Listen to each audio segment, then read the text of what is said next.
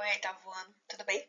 Aqui quem tá falando é a professora Louise e nessa videoaula a gente vai dar continuidade ao nosso conteúdo de reprodução sexuada em invertebrados. Na aula passada, a gente deu um foco especial para peixes e anfíbios. Nessa aula, a gente vai falar sobre a reprodução sexuada e o mecanismo de desenvolvimento do embrião de répteis e aves. Então, começando com os répteis, assim como nos anfíbios, a gente tem subgrupos dentro dessa grande classe que é a dos répteis, ok? A gente pode dividir a classe dos répteis em tartarugas e cágados, que a gente pode chamar de quelônios, cobras e lagartos, tatuaras e crocodilos e alligators, ok? A gente chama de crocodilos porque a gente tem várias espécies de crocodilos e alligators porque a gente tem várias espécies de alligators.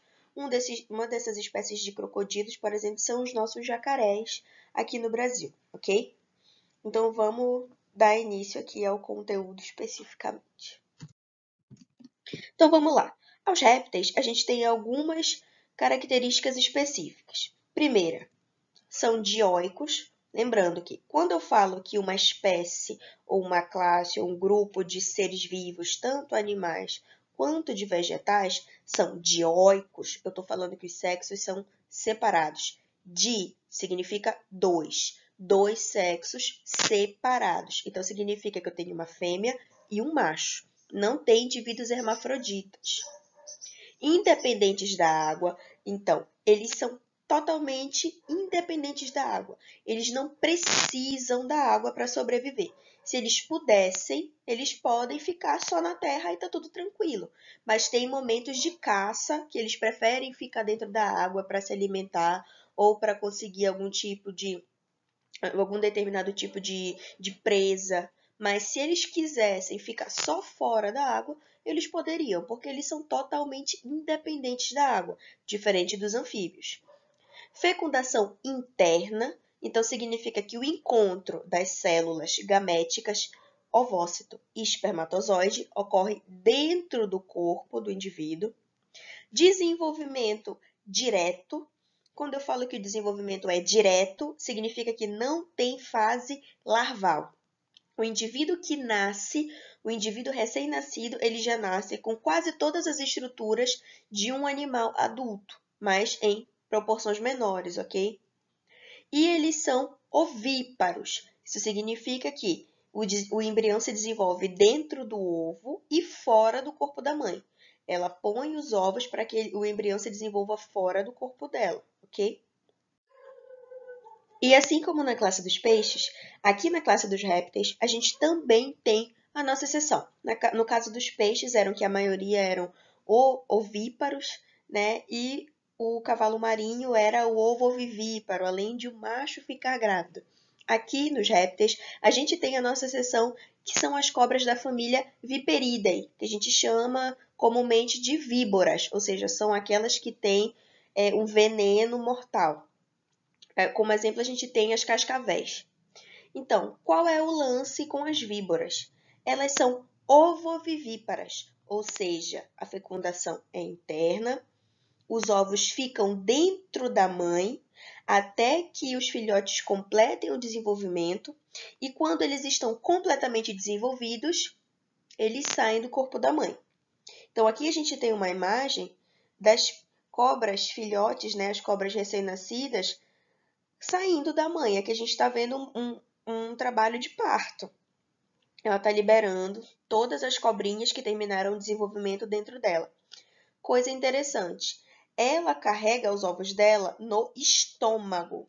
Não é no útero, como se fosse em um mamífero, por exemplo. Ok?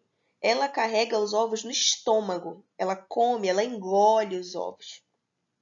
Então, enquanto ela está no período de gestação, que ela está carregando esses ovos no estômago, ela não consegue se alimentar e ela tem muita dificuldade para se livrar, para fugir de possíveis predadores. Então, esse momento da gestação para essas cobras da família Viperidae é muito perigoso, porque ela tem muitas chances de acabar morrendo e os filhotes junto com ela. Agora, aves. aves todas ovíparas, ok? Não tem ave vivípara ou ave ovovivípara. Todas as aves são só ovíparas, ou seja, elas têm que liberar o ovo para o meio externo para que o embrião possa se desenvolver fora do corpo da mãe. Fecundação interna, isso significa que a gente tem um processo de cópula, de ato sexual entre um macho e uma fêmea, e o encontro desse espermatozoide desse óvulo, que são as células gaméticas, ocorre no corpo da fêmea, dentro do corpo de um dos indivíduos. Eles são dioicos, ou seja, eu tenho um macho e uma fêmea. Não tenho uma ave que é hermafrodita, ok? Que tem os dois sexos ao mesmo tempo. Não, aves ou são machos ou são fêmeas. Isso se caracteriza como um ser dioico. Coisa interessante para se dizer, uma curiosidade. Principalmente as araras, né? Existem aves que copulam com vários outros parceiros, mas as araras e papagaios também, eles escolhem somente um parceiro para viver até o fim da vida. Então, todos os filhotes que eles forem ter, o ninho deles, eles não vão copular, não vão ter filhotes com outros parceiros. Uma vez que eles se encontraram, se escolheram para ter aquele filhote da primeira vez, eles vão ser um casal para sempre. E geralmente, quando um dos parceiros acaba morrendo, eles ficam muito solitários e acabam morrendo também por sentir falta, né, do parceiro. Só que os ovos das aves são muito complexos. Né? Os ovos dos répteis também são complexos, mas resolvi dar um destaque para os ovos das aves, porque a gente tem mais intimidade e é mais fácil de visualizar. Como é o ovo de uma ave? A gente tem anexos embrionários. O nome, a gente tem aqui a imagem, a gente está vendo aqui o embrião, o ovo e as suas camadas. A essas camadas a gente chama de anexos embrionários. A gente tem vários anexos embrionários, mas hoje eu vou dar destaque para esses três: âmnion, córeo e alantoide. O âmnion fica aqui dentro desse espaço, dentro do que na imagem está chamando de cavidade amniótica. Por que cavidade? Porque é um espaço. E amniótica porque é ela que tem o âmnion dentro dela. Esse espaço aqui ele é importante porque o âmnion é um líquido que vai ajudar o embrião a ficar protegido dentro do ovo. Caso ele caia ou ele sofra algum tipo de choque, uma batida, ou ele entre em contato com outro tipo de animais, jogue ele para um lado, para o outro, o embrião vai estar protegido por causa do âmnion. O âmnion é um líquido viscoso, quase uma gelatina. Se você pegar um ovo, quebrar dentro de um copo mesmo, ou dentro de um prato grande para visualizar melhor, você vai conseguir ver o âmnion, que é a clara do ovo no caso. Então, é uma substância gelatinosa que serve para proteger o embrião de possíveis movimentos bruscos, ok? E a gente tem o córeo, que é essa camada bem aqui, e o alantoide. Tanto o córeo como o alantoide, eles servem para liberação de excretas e absorção de oxigênio. A função desses dois é isso: ajudar o embrião a absorver oxigênio e liberar o CO2. Como ele não tem por onde esse CO2 sair, ele fica armazenado bem aqui no alantoide. A gente vai chamar de excretas nitrogenadas, ok? Então, tanto o âmnion, quanto o córeo, quanto o alantoide servem para proteger e são reservas, tanto de alimento como para a eliminação das excretas desse embrião durante o desenvolvimento dele dentro do ovo. E por fim, a gente tem um assunto que eu achei muito interessante trazer, que é o cuidado parental. O que é o cuidado parental? São as ações de cuidado com o filhote após o nascimento. Então, aqui eu trouxe 2 exemplos de répteis que têm cuidado parental e um que não tem. O primeiro exemplo é de um réptil que não tem cuidado parental. Vou até botar umzinho aqui. Não tem. Quem é esse réptil? Faz parte dos quelônios, que são as tartarugas marinhas. O que acontece nesse período de reprodução das tartarugas marinhas? Elas vão se direcionando até uma praia, cavam um buraco, põem os ovos lá, cobrem e vão embora. Vida que segue.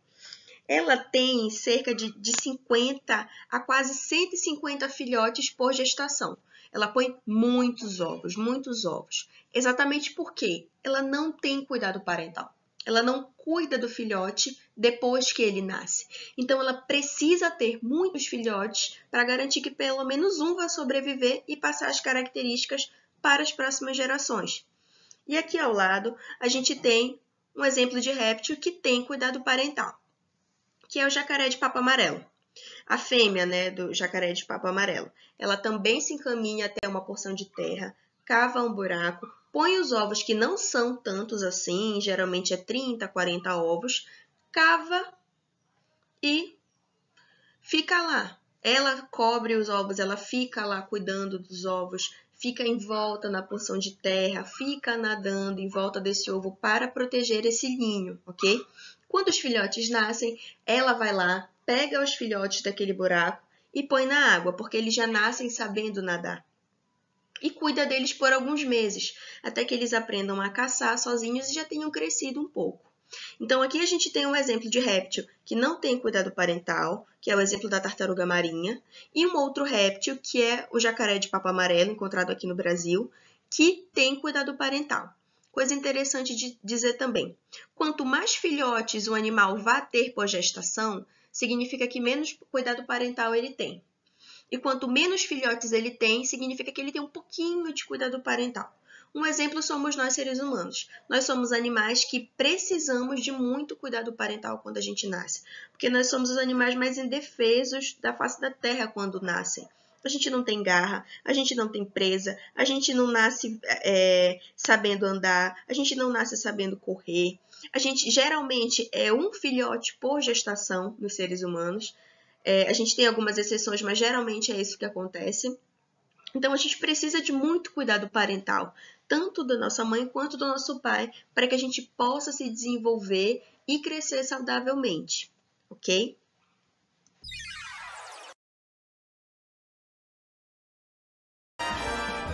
A sua aula continua no próximo vídeo.